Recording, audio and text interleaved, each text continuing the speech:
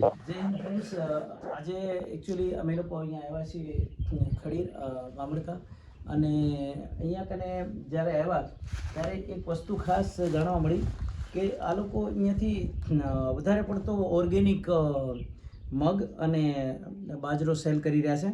અને એમાં પણ જે અહીંયાના મિત્ર છે જે ભાઈ મનુ મહારાજ, અને મનુ મહારાજની આ જે બ્રાન્ડ છે ખડીરનો સ્પેશિયલ બાજરો, અહીંયાથી એ લોકો બહુ વધારે પ્રમાણમાં અહીંયાથી એક્સપોર્ટ પણ કરી રહ્યા છે અને સેલ પણ કરી રહ્યા છે.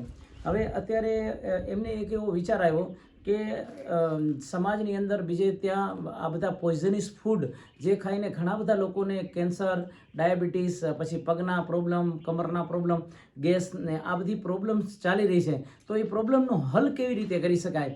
એટલે એમણે જે એમનો વિસ્તાર છે એની અંદર અને પોતાની જેટલી પણ જમીન છે એ જમીનની અંદર ઓર્ગેનિક ખેતી કરવાનું એમણે વિચાર્યું, અને ત્યાં કનેથી એમણે નેચરલ, જેને કહી શકાય કે એકદમ ફૂડ સ્ટફ સારી રીતે એમણે પેદા કરવાનું ચાલુ કર્યું, અને એનો એ મબલક પાક પણ લઈ રહ્યા છે અને અહીંયાથી બધી જગ્યાએ એક્સપોર્ટ પણ કરી રહ્યા છે.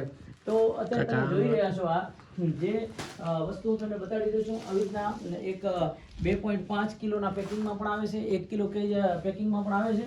અને તમને બતાવું તો અહીંયા કને આની અંદર વ્યવસ્થિત ઓર્ગેનિક આ બાજરો પણ છે, જે તમે ખરેખર જોઈ શકો છો એમ, બરાબર, જેની અંદર કોઈ પણ દવાનો છંટકાવ કે ઉપયોગ થયો નથી. આપણે મળશું મનુ મહારાજને. જય પરશુરામ મનુ મહારાજ, કેમ છો? મજામાં? તો તમને કેવી રીતે આ વિચાર આવ્યો? કેટલા ટાઈમથી તમે આ ઓર્ગેનિક કરો છો? ચલો, આ 3-4 વર્ષથી મારો બાજરો જાય જ છે. હવે આમાં કોઈ પણ જાતનો ખાતર કે દવાનો અમે પ્રયોગ કરતા નથી, કુદરતી રીતે. બરાબર.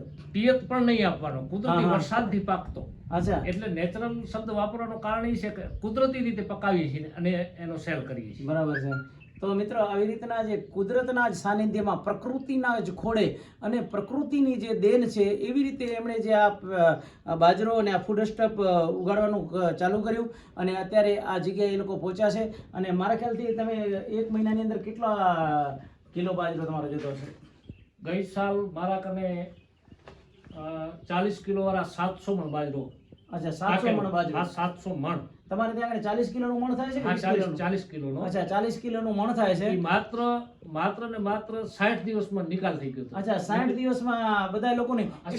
હા, એટલે આખા ગુજરાતમાં અને ભારતમાં આની બહુ ડિમાન્ડ હોય છે, અને બધા લોકો વેઇટ કરીને બેઠા હોય છે કે મનુ મહારાજનો બાજરો ક્યારે આવે. સો just I want to tell you, because this one is the organic food, and this Manu Maharaj is the farming, and this one is the farmer, is the natural agriculture is there here in maybe 5 or 2 kilometers far here.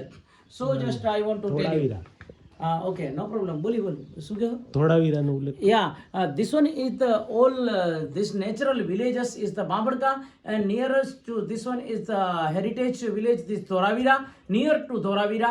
And जो भी सैलानी यहाँ पर आते हैं वो भी अच्छे मन और लगन से यहाँ पर विजिट करते हैं, और सब लोग वो भी ये जो मनु महाराज का ये जो है ऑर्गेनिक जो ये फूड है वो यहाँ से लेके जाते हैं. तो मैं भी मेरी चैनल के माध्यम से मैं कहना चाहूँगा कि आप जब भी धोलावीरा की विजिट करते हो तो प्लीज़ बांबड़का की भी विजिट कीजिए. और यहाँ पर के जो ये किसान भाई है जो इस तरह से इतनी मेहनत करके इतनी अच्छी फसल जो यहाँ पर आप लोग के लिए उगाते हैं, तो उन लोग के लिए भी आपको विजिट करना चाहिए. और उसको भी special to I want to say to this Gujarat government and Indian government के यहाँ पर वो लोग थोड़ा ध्यान केंद्रित करें और इन लोग को, फार्मर लोग को अच्छे से सपोर्ट करें, ताकि ये लोग और भी ऑर्गेनिक फूड लोगों को दे सकें. और जितनी भी ये बीमारियां हैं, जो भी है पॉइजनस फूड जो लोग खाते हैं, उसमें से वो बाहर निकले और ऑर्गेनिक की तरफ जाए.